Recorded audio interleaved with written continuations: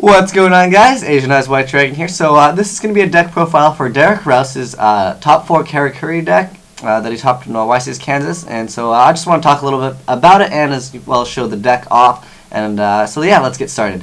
So we got a double Cyber Dragon, pretty good because sometimes when you summon this guy over here, number 177, I like to call the Karakuris by their numbers because sometimes their names are kind of hard to pronounce, and it's easier if you guys are trying to search up these cards just to type in the numbers.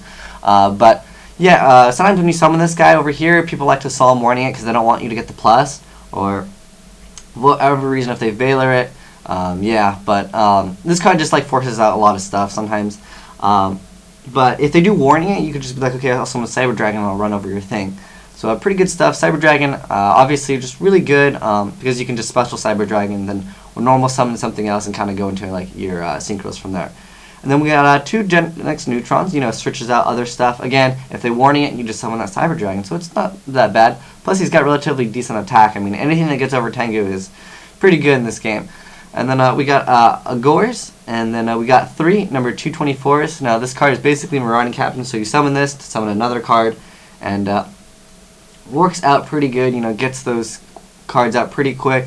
Always getting a first turn Naturia Beast is just really strong, because if you get out Naturia Beast and you set like Solemn Warning, you're pretty set. Like you don't have to worry about like Heavy Storm. Like you can kind of set some stuff, but you have to watch out for Gale because Gale can run over. But yeah, obviously you just could Solemn Warning it. But yeah, this card just gets to you those synchros, lets you synchro up quite fast, and I think that's probably why he might not be playing Instant Fusion, because he is playing Cyber Dragon, and then that doesn't force him to pay like 1,000 life. Because like if you go Instant Fusion and they go Max C, then you're kind of like you're in a situation where you basically have to let your opponent plus off of the Max C. Whereas with Cyber Dragon, he's an inherent special summon, so you just special summon Cyber Dragon and they can't really chain Max C to it. So pretty good stuff. And then we're playing 3 number 177s, kind of adds anything, adds some speed to the deck, gets some deck thinning out. And then we got 3 919 quick. I wish his attack was just a little bit stronger. If it was 1800 just to get over that Tengu, it'd be quite nice. But yeah, so once this card destroys a monster by battle and sends it to the grave, you get a special summon another Karakuri, level 4 lower, from your graveyard, so you can go for like another Synchro, or you have a lot of options here, maybe some XYZing action going on there. And then we got 2 number 236s, and basically like I like to crash with this card. So like what that means is like I like to summon it, attack into someone else's monster, and then summon quick and then run over that monster. So like if they have like a 1600 attacker, like taking 200 damage is no problem, and then you can get out your synchro over there in main phase 2. And then we got 1 248, the strategist over here. So pretty decent stuff. I mean, if your opponent has like a monster with really low defense, you can run it over. Plus it leaves you options when you can go Cyber Dragon and then you summon this card, and then you move that card, and then Cyber Dragon can run it over, and you can still like go for a synchro. And then we got a Watchdog over here. It's okay stalling card.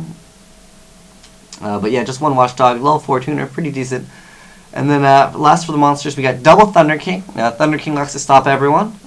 Stopping those dualities, any XYZs, pretty good stuff.